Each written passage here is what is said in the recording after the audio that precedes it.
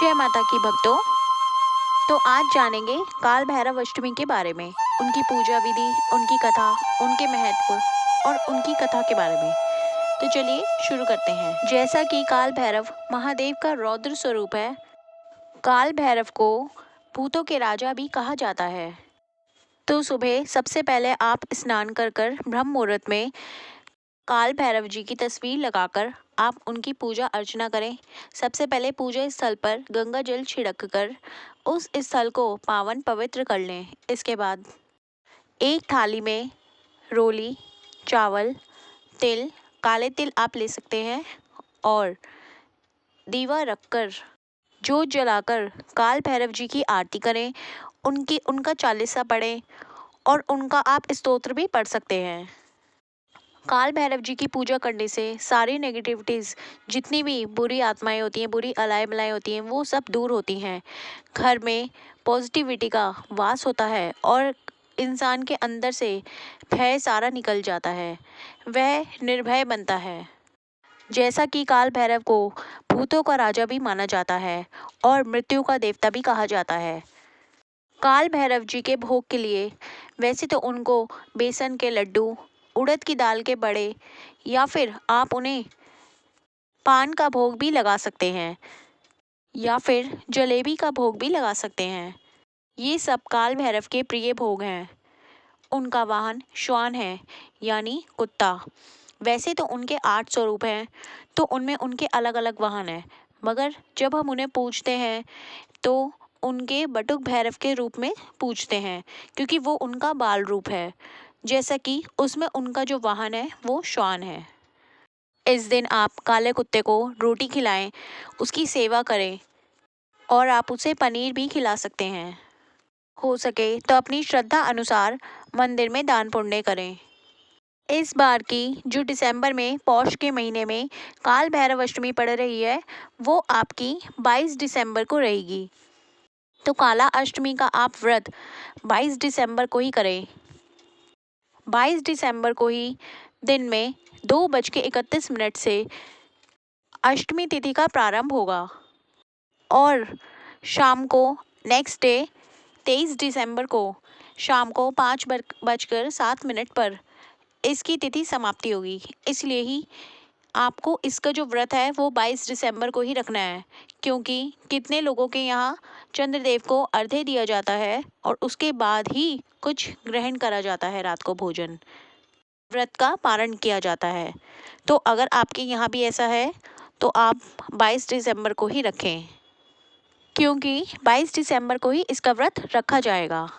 तो चलिए पुराणों में जो कथा प्रचलित है वो शुरू करते हैं। कथा इस प्रकार है।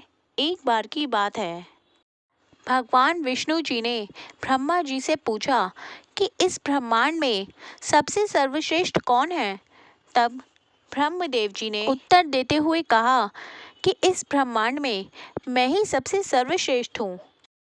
ब्रह्मदेव के उत्तर को सुनने के बाद भगवान विष्णु को उनके शब्दों में बहुत ही अहंकार दिखा, जिसे सुनने के बाद वह क्रोधित हो उठे और उन्होंने कहा कि इस संसार की रचना आपने मेरी आज्ञा से ही की है।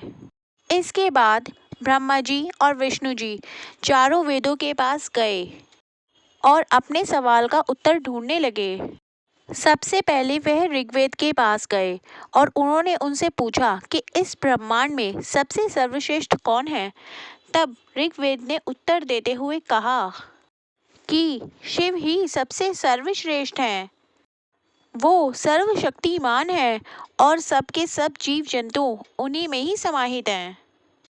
इसके बाद जब यही सवाल यजुर्वेद से पूछा गया, तब उन्होंने उत्तर देते हुए कहा कि जिन्हें हम यज्ञों के द्वारा पूजते हैं वही शिव सबसे श्रेष्ठ हैं। और सामवेद ने भी इसी सवाल का उत्तर देते हुए कहा कि विभिन्न साधक और योगी जिसकी आराधना करते हैं वही सबसे श्रेष्ठ है।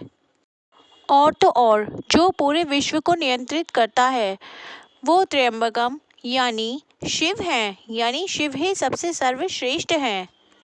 अथर्ववेद ने भी कहा कि भक्ति मार्ग पर चलकर जिसे पाया जा सकता है जो इंसानी जीवन को पाप से मुक्त करता है, मनुष्यों की सारी चिंताएं हरता है, वही शिव सबसे श्रेष्ठ है।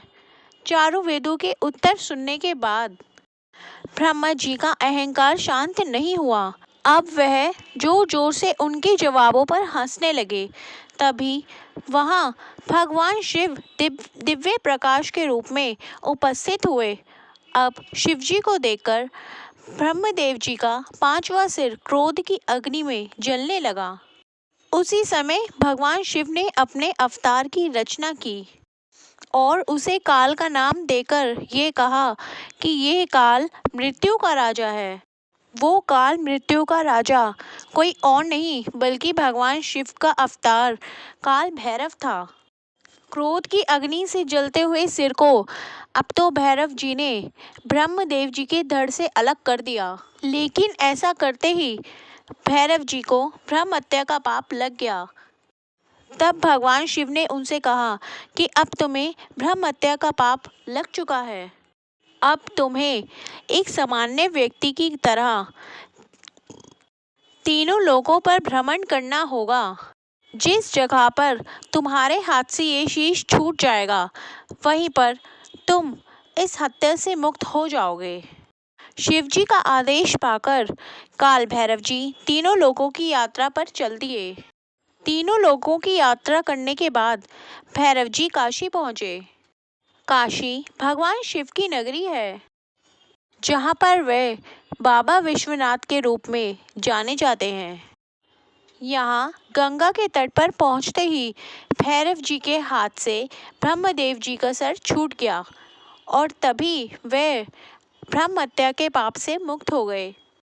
काल भैरव जी के पाप से मुक्त होते ही भगवान शिव वहाँ प्रकट हुए और उन्होंने काल भैरव को वहीं रहकर तप करने का आदेश दिया।